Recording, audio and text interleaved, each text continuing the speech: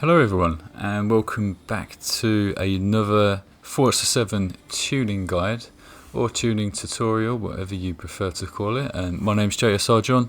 If you're not already aware, I make Forza 7 videos and I like to dabble in tuning guides which people seem to enjoy quite a lot, and I specifically focus on cars which are often overlooked yet can be very competitive both on leaderboards as well as the multiplayer lobbies. So in today's video, I'm going to show you how to tune the Maserati MC12. So this is an S-Class car. I'm going to show you how to tune it for both the S-Class S800 Pi as well as for the homologated division it sits in, which is the Supercar Rennaissance. Now, before we get going, I just want to stress the fact that this is a car that is extremely overlooked in S-Class, and mainly the reason being is if you do not have a good tune for it, it is incredibly weak to drive. You suffer a lot in terms of less acceleration compared to most cars, and even though sometimes you can give it a really high amount of handling, the stats can go all the way up to 6.9. The car can still feel like it's not actually that grippy where you need it to be. So a combination of being a super heavy chassis, which is based off of the Ferrari Enzo, if you weren't aware.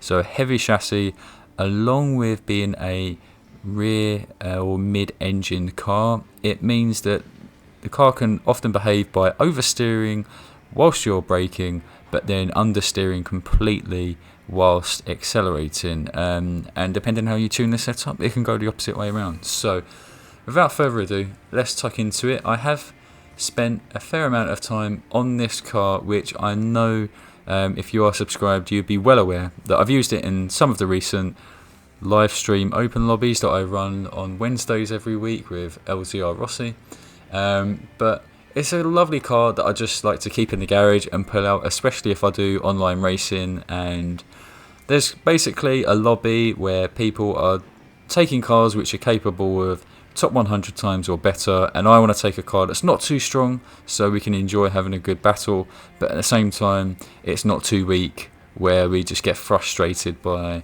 lackluster performance. So let's go tuck right into the car. What I'm first going to do is show you how to tune it for S-Class at S800. So just to give you a quick rundown, actually, the build that I'm going to show you here is 6.4 handling. So it's 6.4 handling, 9.1 acceleration and 6.4 braking. That statistic for the speed, you don't really need to pay attention to it. You can tune it to be a lot faster. You could even just remove the rear wing, well, the Forza wing anyway. You can't completely get rid of a wing, but if you do, that will obviously increase your top end speed. But here I want to show you the all-round car. I believe this is actually the best setup for the all-round Maserati because you can't take a lot of handling off of it. The lowest you can get is to 6.2 anyway, and I found that when you go above 6.4 handling, you can actually struggle a lot in making all of that handling actually matter and make the car turn faster whilst you're going around the fast turns. It's the fast turns that you can really have a struggle with trying to tune this car for. So 6.4 handling is what you'd have for a lobby car around most tracks, and it's actually very strong. You can do top 100 times around at least half a dozen tracks, including Hockenheim National, Spa, Silverstone, Watkins Glen Fall, both the normal version as well as the alternate version, also Indianapolis GP Classic, and some of these tracks you can actually hit top 50 as well if you finesse the tune. So let's tuck right into this car. We'll start off with the actual build part of it because this is something that people get very confused by, and I'd just like to iron out some big no-nos to avoid with this car. So when starting off, you have the drivetrain swap. You obviously want to keep this car as stock drivetrain where it's just a rear wheel drive car. Making it all wheel drive, you don't benefit much. It's adding the most of 200 pounds. And as the statistics tell you, you're not that much faster in any respect. So we keep it there. Aspiration conversion. Now for this build I'm going to show you, we're going to keep it stock naturally aspirated.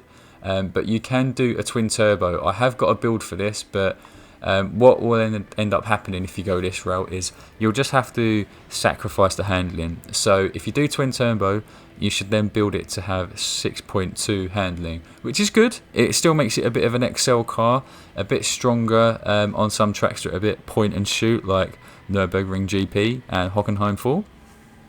But like I said, we want a car that is a brilliant all-rounder, so naturally aspirated. Now I will take you over to aero and appearance. So we do have the front race bumper and as well as the rear wing. Now one of my friends, Slapsfella, who you should be aware of if you've ever looked for tunes of this car, because he's got really good tunes, he has opted for going without it. I went for it for the PI play. It obviously gives you 1 PI back. But you don't actually lose a lot in terms of handling. It's only 0.1 that you lose, so move it down to 6.3. And obviously it does increase that top end speed, which you can see. But basically the reason why you'd want to not have Forza rear wing, so if you wanted to have it like this, the benefit it will give you is basically the rear end of the car should actually sway a lot more as you're turning, so it can help bring the tail end of that Maserati around the corners. But we are going with the rear wing here because we do want to have a nice setup for all types of corners, and given that this is a car that can be very hard to tune, I think this will be the most applicable to anyone trying to build it themselves. Let's move on to tyres and rims. You might have thought we'd look at all the engine parts first, but to be honest, this is where the biggest mistakes get made. So when we're looking at tyre compounds, as you can see, we've gone with stock, so 6.4 handling. As you can see, sport tyre puts on 0.3, so that'll go up to 6.7. That's a drastic difference in the amount of handling that you have. And the same goes for the race tyre compound, that puts it all the way to 6.9. So why haven't we gone for these? Now, in terms of how the PI adds up, the sport tyre and race tyre, they add on so much more PI that basically you need to sacrifice in other areas. Particularly, it will be that you'll end up having a car that's a lot heavier, additionally a car that has less power. So bear in mind that the current build we have is 714 horsepower.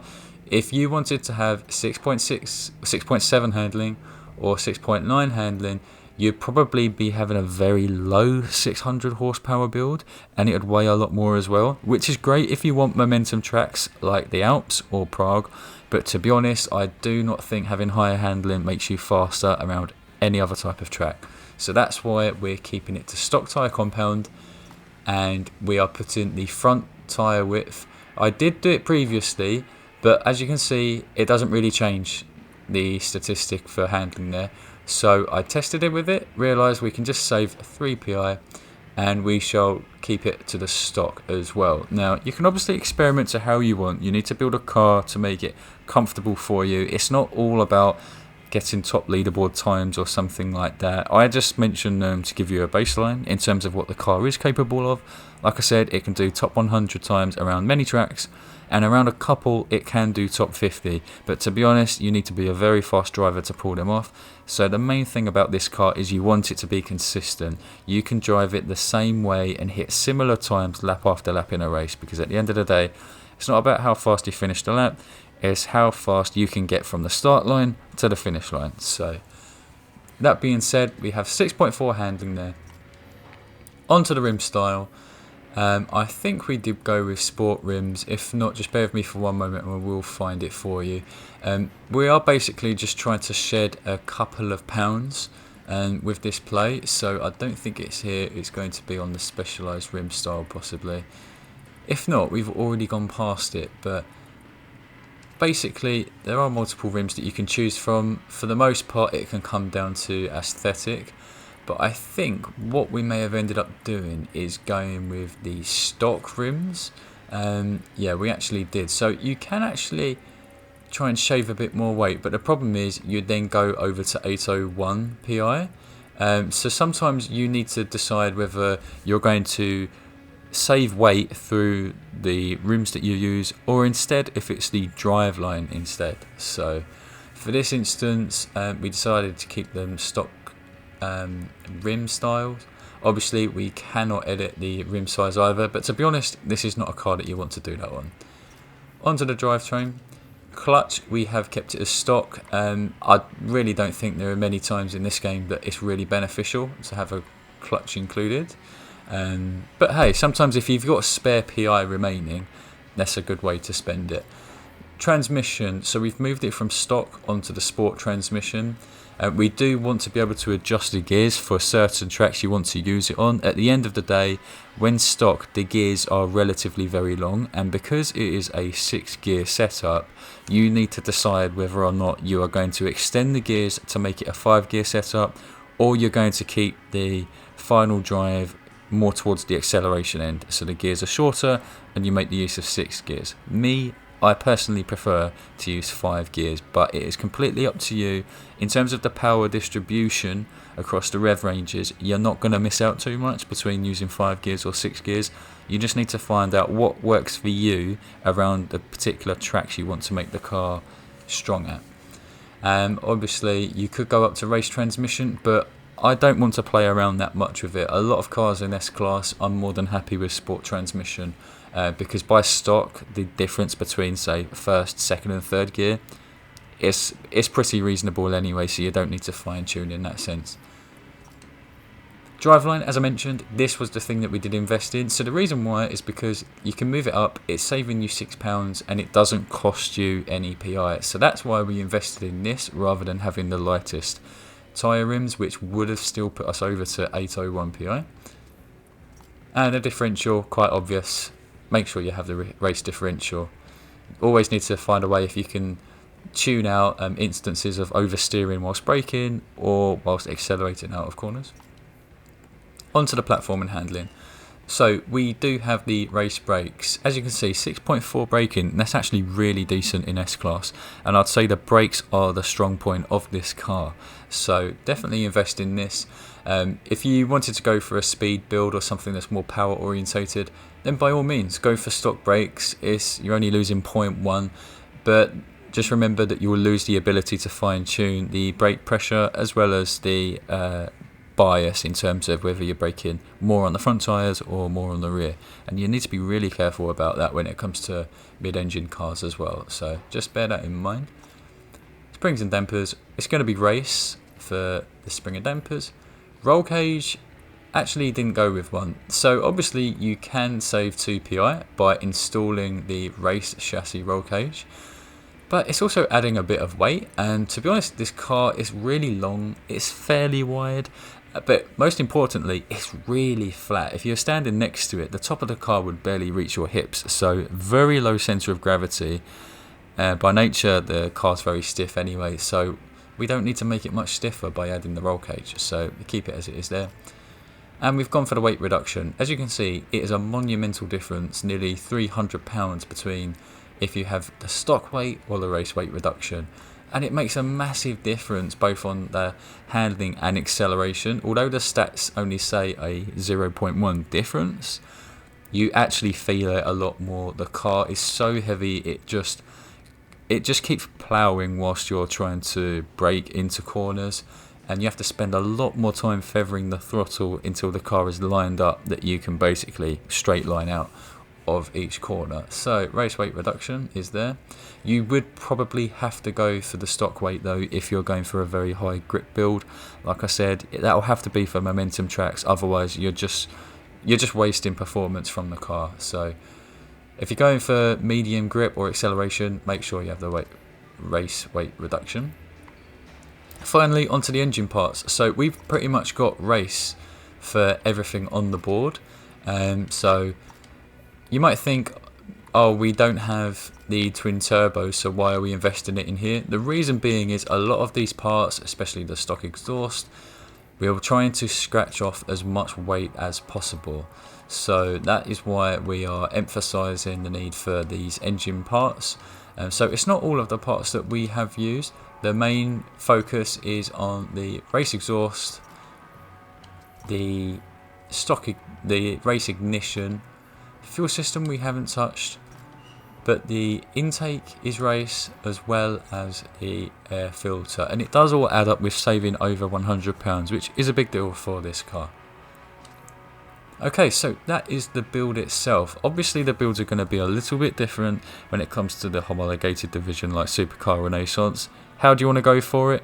Just experiment with the build. I'd say try and get the race brakes in when it comes to the homologated. There's very little PI you can play with anyway, so just make sure that you get the race brakes in, and I think everything else will fall into place.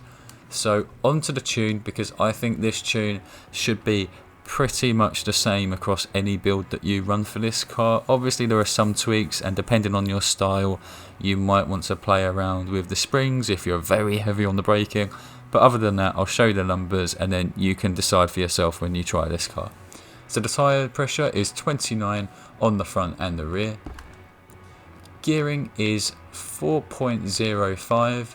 As I mentioned, I do prefer to have like the 5 gear setup. You need to edge more and more towards acceleration if you want to maximise the 6th gear.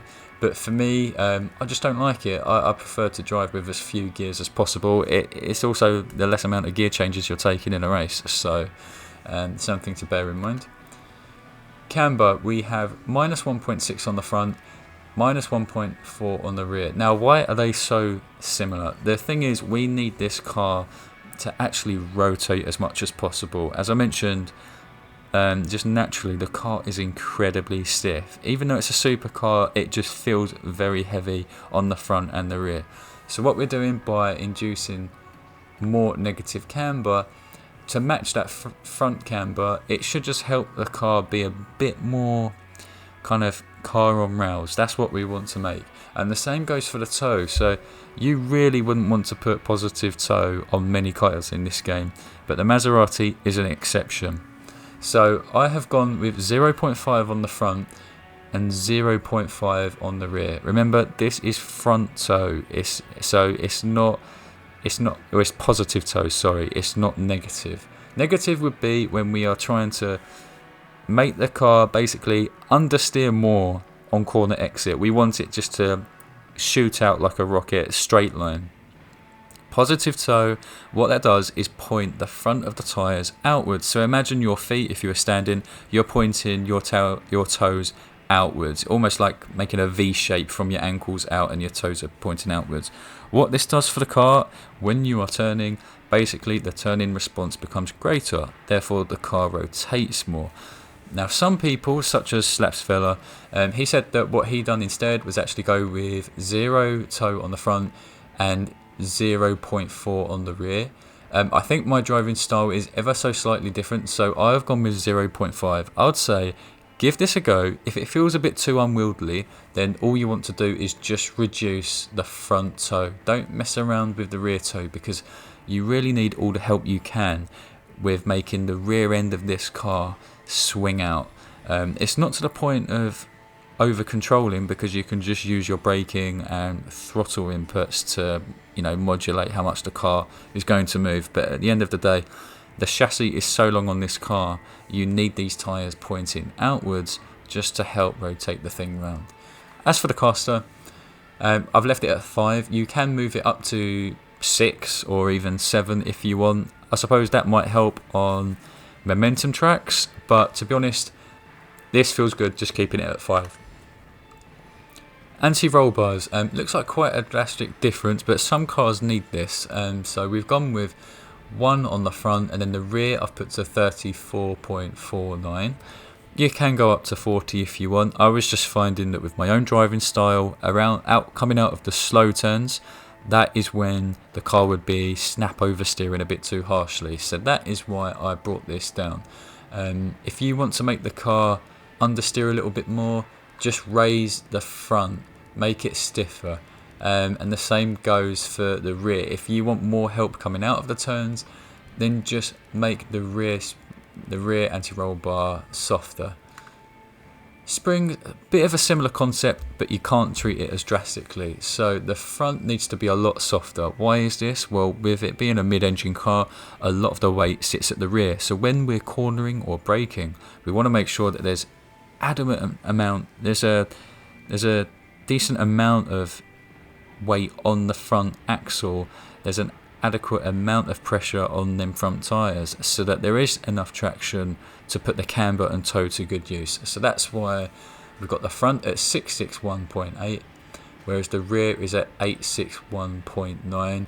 I would say just mess around with having the front springs at least 100 softer than the rear. You can play around with where they sit at. I've even had builds where the front springs are at like 300 or 200, but in most cases the driving just becomes a little bit more unpredictable, so you need to watch out for that.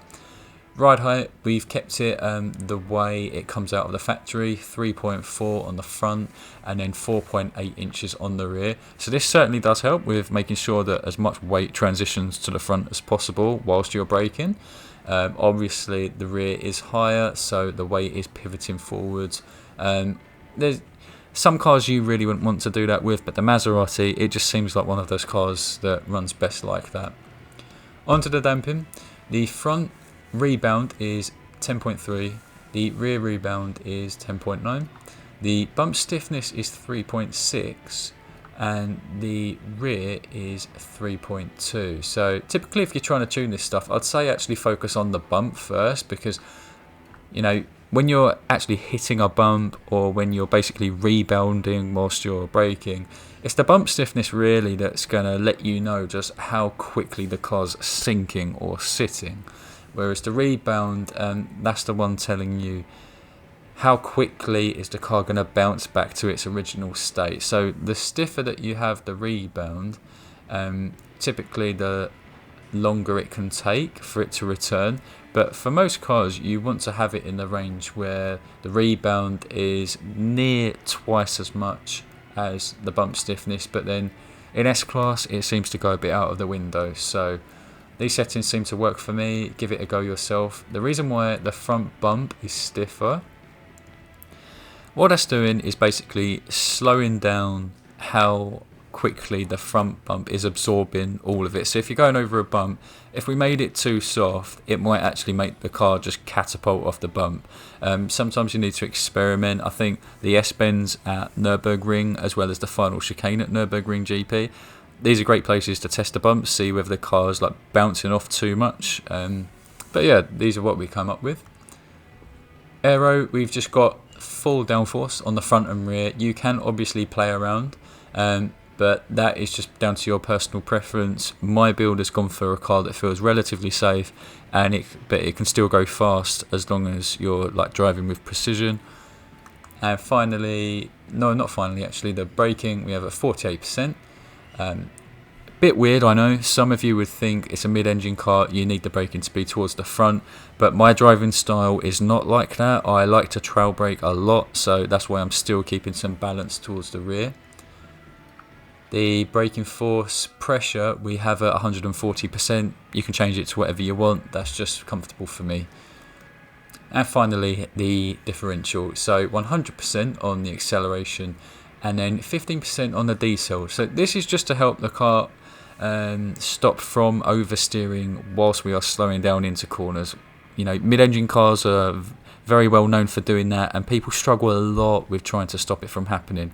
Especially in Forza GT, you find it with a lot of the Ferraris, the Lamborghinis, and the Porsches as well. And what you need to do is play around with the deceleration. The higher you raise the deceleration, the quicker the rear tyres are going to lock up whilst you're slowing down, and that will actually help basically create understeer in the car, which is sometimes a good thing, especially in mid-engine cars. So that is that. I hope that this tuning guide is of great use to you guys. I know that some of you are very enthusiastic about this car. Some of you have never even tried this car. So I know it can be a bit hit and miss, but I really want to hear what you guys think about it. Even if it's tunes that you've tried before, ones that you've made yourselves, and of course the one that I shared with you. Please give it a go and tell me in the comments what you think of this car. What's your history with it? Are there certain tracks or corners that just really cause a nightmare for you in this car? To me, it's one of my favourite in S-Class. It's a beautiful one to take into lobbies because you're never going to be too OP, you're never going to be too fast, but you can still definitely hold up against the top of the pack. So I hope you've enjoyed this video, everyone. If you're not subscribed already, please do subscribe and click that bell icon so that you can get notified on new videos that I put out. I also host live streams as well, including multiplayer races in S-Class, Forza GT, A-Class, even the cycle production as well. But most importantly, my open lobbies are on Wednesday nights at 8 PM BST time, which is British summertime. So please get involved, whether that's joining us in the live stream and let us know that you're there by commenting in the chat, or instead jump in and race with us. So I always have a lot of fast players joining me. I have LZR Rossi, a long-time friend, and he's a top 10 player in the world. We also have TPR Bokit frequently race with us. He's a top 15, top 20 player in the world. And we have lots of people from top teams that get involved. And I always believe it's best for you to race the fastest people that you can. That is how you're going to improve. You learn their lines, you learn their breaking points, and you also see their strategies in play when they're trying to defend or attack against others. So if you want a taste of it, check out the live streams that I've already got on my channel. Some brilliant racing that's happened in A and S class recently. But until the next video, I hope you all have a great weekend, and I look forward to seeing you in the comments.